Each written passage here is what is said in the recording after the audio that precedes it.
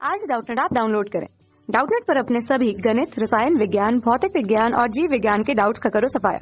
बस प्रश्न की फोटो खींचो, एक ही प्रश्न को क्रॉप करो और तुरंत वीडियो सोल्यूशन पाओ। अभी डाउनलोड करें। हेलो फ्रेंड्स, हमारा क्वेश्चन है, जब वैद्युत शक्ति लंबी दूरियों तक संचारित की जाती है तो संचरण लाइनों में आई स्क्वायर आर तापन क्षय को कम करने के लिए उच्च वोल्टता और कम धारा का प्रयोग लाभदायक होता है।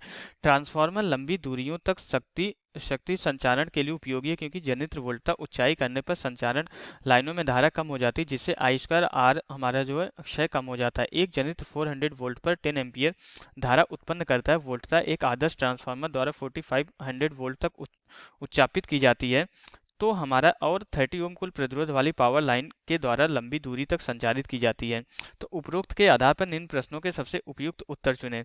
तो वोल्टता बढ़ाए जाने पर संचारण लाइन में जो है हमारी क्षयित शक्ति की प्रतिशतता है। 4 ऑप्शन गिवन हमारे यहाँ पे। पहला 10% है, सेकंड हमारा 20%, थर्ड हमारा 0.60%, फोर्थ हमारा 2%। ओके, क्वेश्चन को हम समझते हैं। क्वेश्चन में क्या बोला जा रहा है, एक्चुअली हमारा जो है क्या होता है कि जहाँ पे हमारा पावर प्लांट होता है वहाँ पे हमारा जनरेटर के थ्रू बिजली उत्पन्न की जाती है। मान लेते हैं हमारा जनरेटर है, तो फिर यहाँ से क्या किया जाता है, जो यहाँ पे बिजली उत्पन्न होती है इसको हम क्या करते हैं, डायरेक्ट जो है पावर लाइन के थ्रू न भेज करके हम क्या करते हैं, यहाँ पे ट्रांसफार्मर का यूटिलाइज करते हैं। ट्रांसफार्मर का हम यूटिलाइज क्यों करते हैं, क्योंकि यहाँ पे जो हमारी शक्ति उत्पन्न होती है इसका जो हमारी वोल्टता क्या होती है, इसका वोल्टेज बहुत इसका जो है हमारा जो है वोल्टेज बहुत कम होता है और करंट क्या होता है, बहुत हाई होता है। तो जो हमारे यहाँ पे पावर लाइंस होगी, अगर हम इसको ट्रांसफार्मर का यूटिलाइज न करके डायरेक्ट अगर हम पावर लाइंस के थ्रू अगर इसको लाइट को जो है किसी सिटी में कहीं भी यूटिलाइज करने के लिए भेजेंगे तो हमारा धारा बहुत ज़्यादा होने की वजह से पावर लाइन के प्रतिरोध में हमारा जो उष्मा के रूप में जो हमारी शक्ति क्षय होगी ये बहुत ज़्यादा हो जाएगी, क्योंकि करंट हमारी बहुत ज़्यादा होती है। तो हम यहाँ पे क्या करते हैं, यहाँ पे ये हम क्या करते हैं, इस ट्रांसफार्मर के थ्रू जो है हम क्या करते हैं, वोल्टेज को बहुत हाई इंक्रीज कर लेते हैं और करंट को हम क्या करते हैं, डिक्रीज कर लेते हैं। करंट को हम यहाँ पे घटा देते हैं, जिससे हमारा इस पावर लाइंस में हमारी जो उष्मा की के रूप में जो हमारी ऊर्जा की हानि होती है कम हो जाती है। और फिर हम क्या करते हैं, जैसे किसी सिटी में अगर हमें जो है इलेक्ट्रिसिटी की ज़रूरत है तो हम क्या करते हैं, वहाँ पे जो उसके बाहर सिटी से बाहर ही हम जो है एक सब स्टेशन होता है, वहाँ पे हम जो है ट्रांसफार्मर के थ्रू इन पावर लाइंस का क्या करते हैं, ट्रांसफार्मर पे हमारा आता है। फिर उसके बाद हम क्या करते हैं, क्योंकि ये करंट इतनी कम होती है तो इसका यूटिलाइज हम कर नहीं सकते। फिर इसके बाद हम क्या करते हैं, वोल्टेज को जो है डिक्रीज करके करंट को इंक्रीज करके और इस इलेक्ट्रिसिटी का हम जो है यूटिलाइज करते हैं, बिजली का यूटिलाइज करते हैं। तो तो यही रीजन है, यहाँ पे पावर लाइंस में जो है उष्मा के क्षय को कम करने के लिए, ऊर्जा के क्षय को कम करने के लिए यहाँ पे ये ट्रांसफार्मर जनरेटिंग स्टेशन जो पावर प्लांट होता है उसके पास ये ट्रांसफार्मर यूटिलाइज किया जाता है। अब क्वेश्चन में क्या बोल रहा है कि ये जो जनरेटर हमारा जो है यहाँ पे 400 वोल्ट पे और हमारा जो है 10 एम्पियर करंट पे हमारी जो है ये जो है विद्युत को जो है यहाँ ट्रांसफार्मर पे दे रहा है। तो फिर हमारी ये विद्युत क्या करती है, दूसरे साइड पर हमारा जो है वोल्टता को बढ़ा के 4500 वोल्ट कर देती है। तो हमें बोला जा रहा है, और इस पावर लाइन का जो हमारा प्रतिरोध है आर इक्वल टू हमारा कितना गिवन है, 30 ओम के बराबर गिवन है। तो इस पावर लाइन्स में हमारी जो हमें क्या निकालनी है, क्षयित शक्ति की प्रतिशतता कैलकुलेट करनी है। पी को जो है परसेंट के रूप में हमें यहाँ पे कैलकुलेट करना है। तो कैसे कैलकुलेट करेंगे हम ये देखते हैं। ओके, एक्चुअली क्या है कि हम क्या कर, यहाँ पे हमें जो है पावर लाइंस का तो हमें प्रतिरोध पता है, हम क्या करेंगे यहाँ पे धारा कैलकुलेट करेंगे। और धारा कैसे कैलकुलेट करेंगे, ये जो ट्रांसफार्मर लगा है ये इसका प्राथमिक साइड का वोल्टेज और करंट पता है और सेकेंडरी साइड का वोल्टेज पता है। तो जो इस ट्रांसफार्मर के सेकेंडरी साइड का जो हमारा करंट होगा, द्वितीयक साइड का जो हमारा करंट होगा, वही करंट ये पावर लाइंस में जाएगा।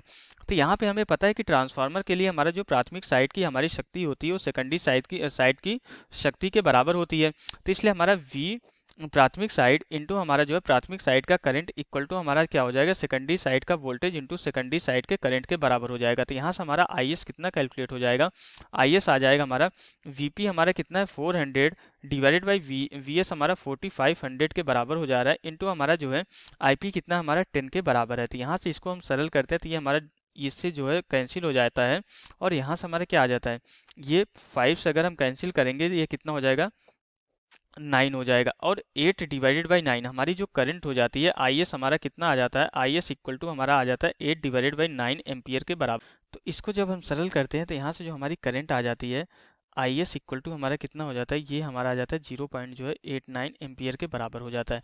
ओके, अब हमने यहाँ पे सेकेंडरी साइड का जो है हमने करंट कैलकुलेट कर लिया। अब हम यहाँ से जो है इसमें शक्ति क्षय आसानी से कैलकुलेट कर सकते हैं किस फॉर्मूले से, यहाँ पे ये फॉर्मूला हमें गिवन है। ओके, तो यहाँ से हमें पता भी होता है किसी भी तार में हमारी जो ऊष्मा के रूप में जो ऊर्जा की हानि होती है हमारी कितनी होती है, आई स्क्वायर इंटू आर के बराबर होती है, ये हमारी शक्ति क्षय होती है। तो यहाँ से पावर लॉस हमारा कितना हो जाएगा, शक्ति क्षय हमारा कितना हो जाएगा, आई एस का स्क्वायर इंटू आर के बराबर हो जाएगा।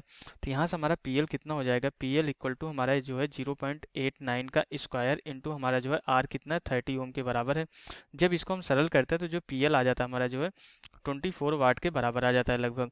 ओके, अब यहाँ पे अगर हमें इनपुट कैलकुलेट करना है, मीन्स अगर ये तो हमारा ऊर्जा की हानि हो गई, उस शक्ति क्षय हो गई, अगर हमारी शक्ति कितनी उत्पन्न हो रही है तो V इंटू आई के फॉर्मूले से हमारा जनरेटर से शक्ति कितनी हो जाएगी, V इंटू आई के मल्टीप्लाई के बराबर हो जाएगा। ओके, यहाँ पे ये ओके, अब यहाँ से हम क्या करेंगे, P इनपुट हमारा क्या होता है, V इंटू आई के बराबर होता है। तो हमारी जो जनरेटर जो हमारी जो है जनरेटर हमारी शक्ति उत्पन्न कर रही है कितनी, V हमारा कितना 400 वोल्ट पे कर रही है और करंट हमारी 10 एम्पियर है। तो यहाँ से हमारा कितना हो जाएगा, जो उत्पन्न हुई शक्ति हमारी कितनी हो जाएगी, 4000 वाट के बराबर हो जाएगी। अब हमारा 4000 वाट उत्पन्न की जा रही है और हमारे 24 वाट जो हमारा पावर लाइन्स में हानि हो जा रही है। तो अगर हम यहाँ पे प्रतिशत शक्ति क्षय निकाले, प्रतिशत जो है शक्ति क्षय निकाले तो कितना हो जाएगा, प्रतिशत शक्ति क्षय हमारा कितना हो जाएगा, पहले तो हम अंश निकाल लेते हैं। तो हमारा पी एल हमारा क्षयित हो जाए, पी इनपुट हमारा उत्पन्न हो रही है, तो ये हमारा क्या हो जाएगा, उत्पन्न हुई शक्ति का हमारा इतना अंश जो है हमारा क्षयित हो रहा है, इंटू 100 का मल्टीप्लाई कर देंगे तो ये किस में कन्वर्ट हो जाएगा, हमारा परसेंटेज में कन्वर्ट हो जाएगा। ये हमारा लॉस कितना हो 24 वाट और हमारी उत्पन्न कितनी हो रही 4000 वाट के बराबर उत्पन्न हो रही, इंटू हमारा कितना हो जाएगा, ये 100 के बराबर हो जाएगा। यहाँ पे ये हमारा डबल जीरो इस डबल जीरो से कैंसिल हो जाएगा और इसको जब हम सरल करेंगे तो ये हमारा 10 हो जाएगा और ये हमारा कितना हो जाएगा, 4 से कैंसिल करेंगे ये 6 हो जाएगा। अब यहाँ से 6 डिवाइडेड बाई 10 हमारे कितना हो जाएगा, 0.60% के बराबर हो जाएगा। तो जो हमारे यहाँ पे प्रतिशत शक्ति क्षय हो गई हमारी कितनी आ गई, 0.60% के बराबर हो गई, यही हमारा आंसर हो जाएगा। अब अगर हम यहाँ पे चारों ऑप्शन को चेक करें तो जो थर्ड ऑप्शन है यही हमारा मैच कर रहा है आंसर से, इसलिए यही हमारा राइट ऑप्शन हो जाएगा। तो यहाँ से हमारा क्वेश्चन कंप्लीट हो जाता है। Okay, thank you.